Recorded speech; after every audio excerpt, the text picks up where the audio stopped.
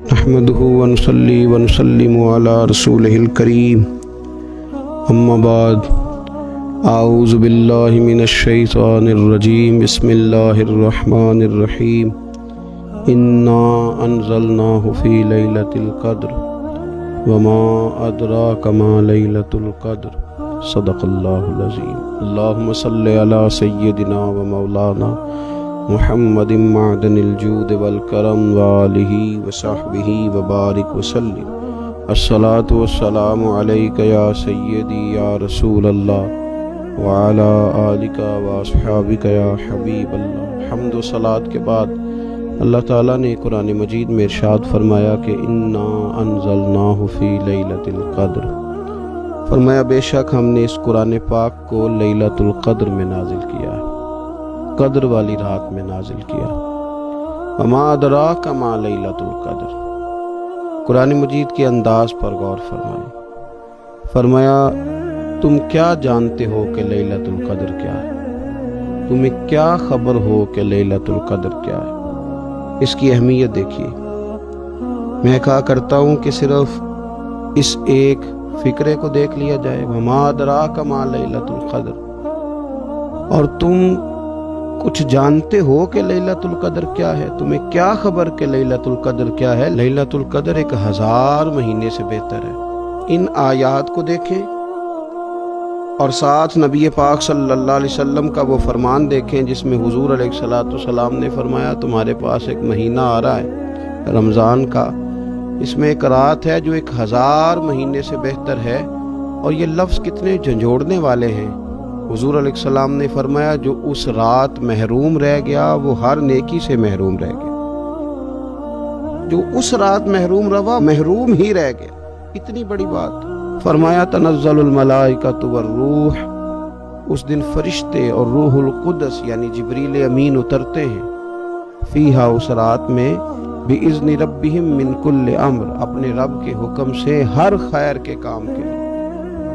سلام، یہ رات سلامتی والی ہے، ہی حتی مطلع الفجر، یہاں تک کہ فجر طلوع ہو جائے۔ سرے شام سے لے کر مغرب سے لے کر فجر تک یہ رات سلامتی والی۔ اس کو لیلۃ القدر اس لیے کہا جاتا ہے، ہمارے مفسرین فرماتے ہیں کہ اس دن قدر والی کتاب قرآن پاک قدر والے محبوب پہ نازل ہوئی اور قدر والی امت کی طرف بھیجی گئی۔ نبی پاک صلی اللہ تعالی علیہ وسلم نے جب پرانی امتوں کی عمریں دیکھی، نہ کسی کی 1000 سال ہوئی، کسی کی اس سے زیادہ ہوئی، تو اللہ کے محبوب علیہ السلام کے دل مبارک میں یہ خیال آیا کہ میری امت کی عمریں تو بڑی تھوڑی ہوں گی، تو کیسے اتنی لمبی نیکیاں کر سکیں گے۔ تو اللہ تعالیٰ نے پھر لیلۃ القدر عطا فرمائی۔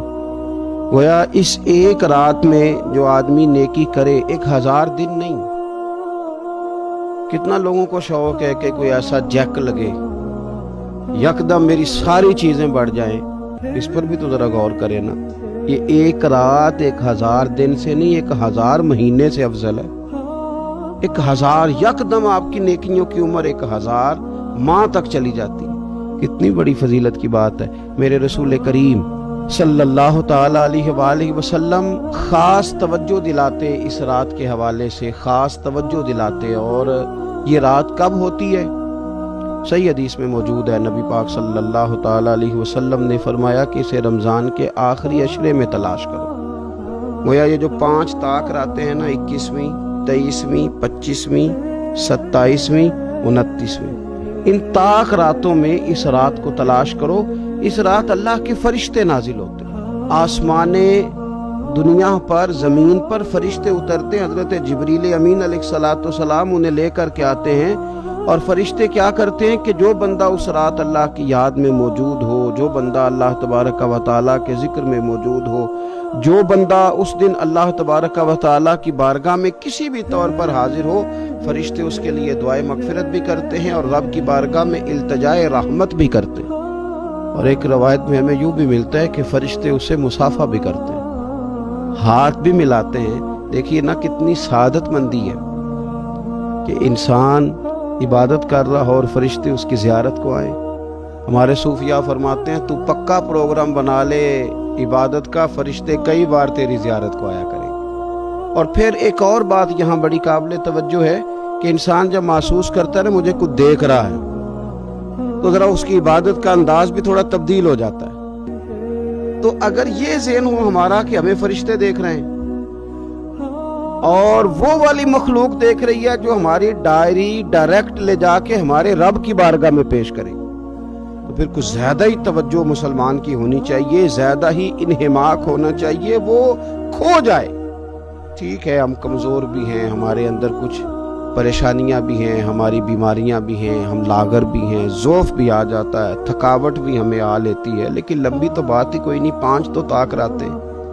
حضرت سیدہ عائشہ صدیقہ رضی اللہ تعالیٰ عنہ ارشاد فرماتی ہیں کہ جب رمضان کا آخری عشرہ شروع ہوتا تھا نا تو نبی پاک اپنی کمر کس لیتے تھے عبادت کے، خود بھی رات کو اٹھتے تھے، ہمیں بھی جگاتے تھے، کیونکہ سونے کے دن تو نہیں ہے، تو جاگنے کے دن ہے۔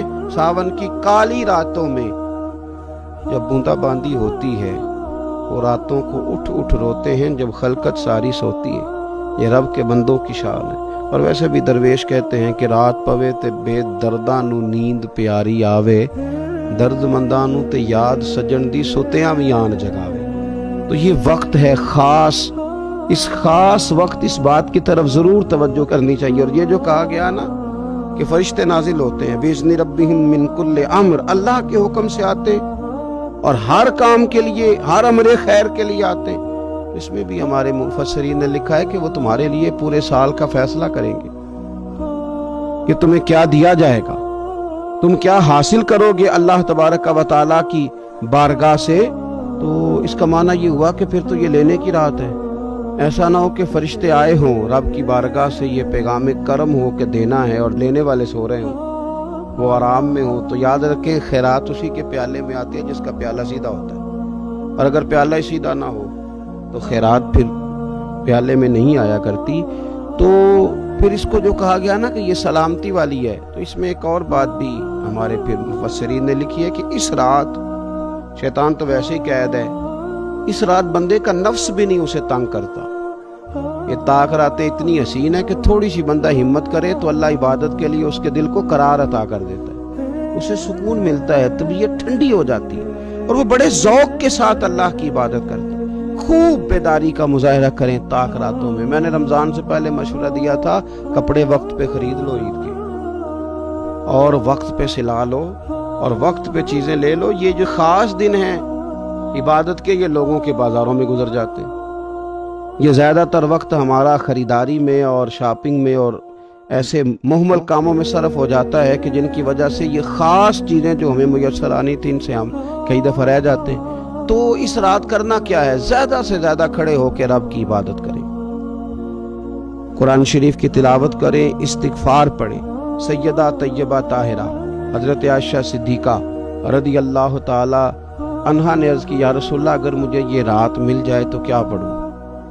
تو فرمایا عائشہ تم یہ دعا مانگنا، اللہم انک عفو، اے اللہ بے شک تو درگزر کرنے والا ہے، تحب العفو، اور تو درگزر کرنے کو پسند بھی کرتا ہے، فاعف عنی، ہم سے بھی درگزر فرما، ہمارے گناہوں کو معاف فرما۔ یعنی اس رات اللہ سے درگزر کا سوال کریں۔ جو لوگوں کے سامنے اپنی خطائیں ہوتی ہیں وہ تو ویسے بیچارے ہر وقت معافی مانگتے رہتے ہیں، جن کے پیش نظر اپنی غلطیاں ہوتی ہیں، جو اپنے رب کریم کی بارگاہ میں حاضر ہونے کا ارادہ رکھتے ہیں صاف ستھرا ہو کر، وہ تو ویسے ہی معافی کے طلبگار ہوتے ہیں۔ تو یہ تو خاص چانس ملا ہے معافی مانگنے کا، تو بالکل سستی کا مظاہرہ نہ کریں، بالخصوص وہ لوگ جو اعتکاف میں موجود ہیں۔ نیند تو کسی وقت بھی آ جاتی ہے، آپ دوپہر کو بھی ذرا چپ کر کے لائٹ آف کریں تو یہ آ ہی جاتی ہے۔ آپ سر شام بھی تھوڑا سا کھانا کھانے کے بعد اگر کمر سیدھی کرنے کو بھی لیٹ جائیں تو نیند تو پھر بھی آ ہی جاتی ہے۔ لیکن یہ سنہری قسم کے ایام ہیں، سختی نہیں، پابندی نہیں، فرض نہیں، لیکن اگر شوق کے ساتھ، ذوق کے ساتھ، توجہ کے ساتھ، میں ایک مثال دیا کرتا ہوں کہ یہ ہمارے پاس قیمتی دن ہے رمضان کے، ایک عمل کا ثواب 70 کے برابر ہے۔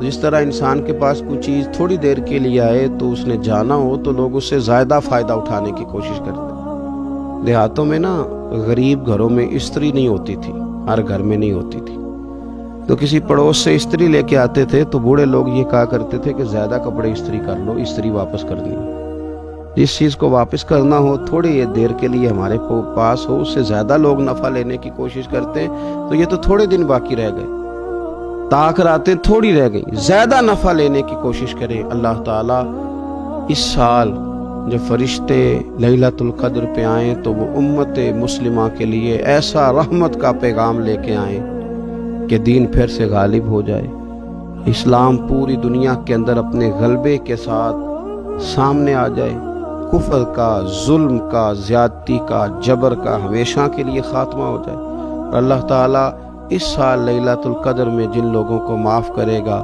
رب کریم ہم سب کے نام اس میں شامل فرمائے۔ آخر دعویٰ ان الحمدللہ رب العالمین۔